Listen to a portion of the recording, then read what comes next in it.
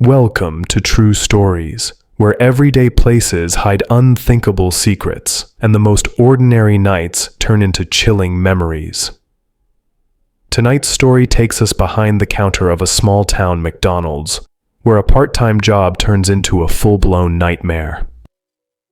What began as just another closing shift became something no one could explain and no one could forget. Stay with us, because not all customers leave when the doors close. This is a true story, retold. I never expected a fast food job to leave me with a nightmare I'd never shake, but that's exactly what happened the fall I turned 17. Back then, I lived in a quiet neighborhood on the outskirts of Maple Glen, a town where nothing much ever happened. My name is Aaron, and I had just gotten my driver's license and landed my first job, working evenings at the local McDonald's tucked between an old dry cleaner and a 24-hour drugstore. It wasn't glamorous, but it paid enough for gas and college savings. The crew was small but tight-knit. Most of us were students like me, plus a couple of moms picking up extra shifts.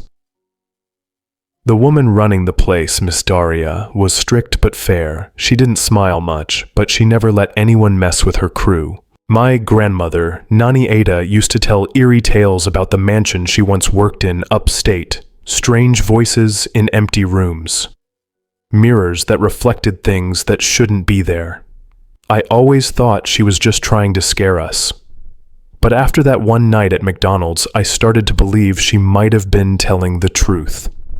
That Saturday, we had a skeleton crew, me on dining cleanup, Malik on the grill, Faye at drive-thru, and Lena handling the register. Miss Daria was out because her son had a fever, so Lena, being the oldest, was acting supervisor. It started off quiet, too quiet.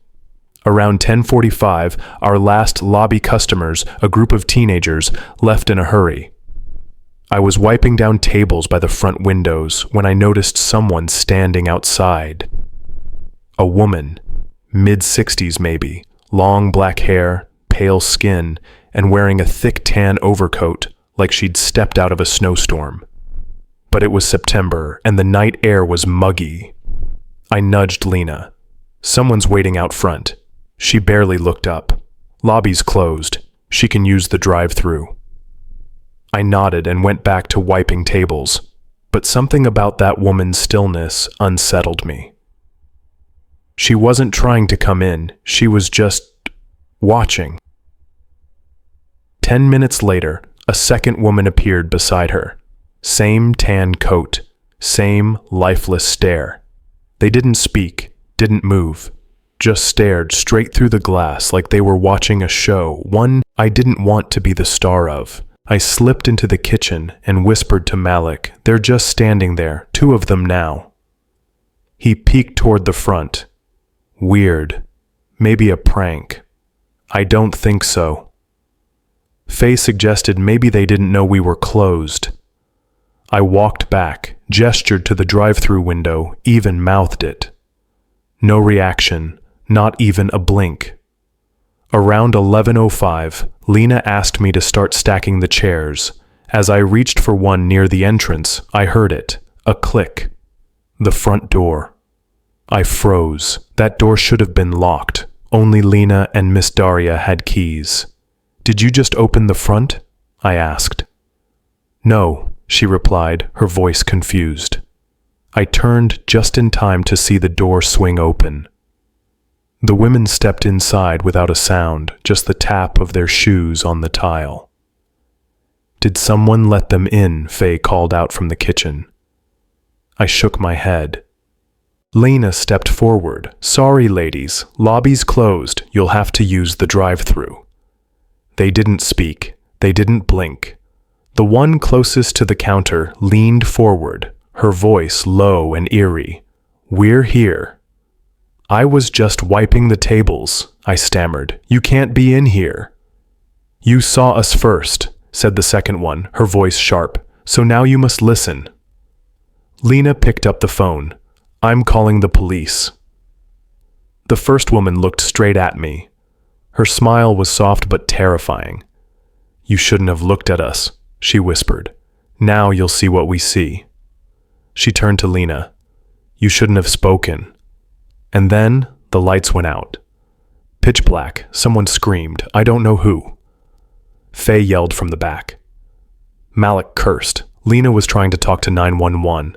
The emergency lights flickered on in dim red.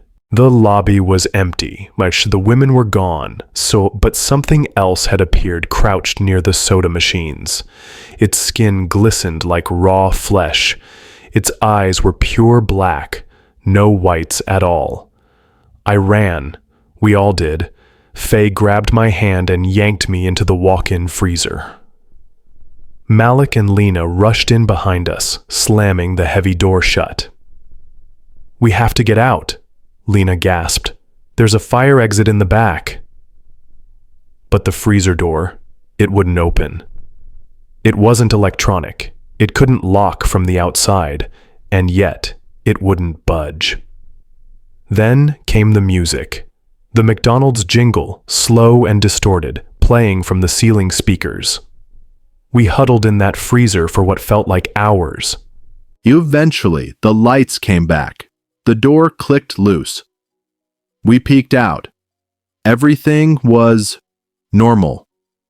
Tables in place, floor clean, but something new was written on the touchscreen kiosk.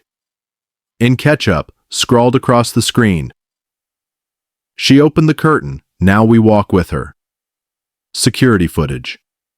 Corrupted. No power outage on record. No signs of anyone entering. We all quit the next morning. I haven't set foot in that McDonald's since, but when I drive by at night, I sometimes glimpse two women in tan coats standing by the window, still smiling, still watching. Moral of the story: some doors, once opened, can never be shut again. What we choose to ignore might just be choosing us.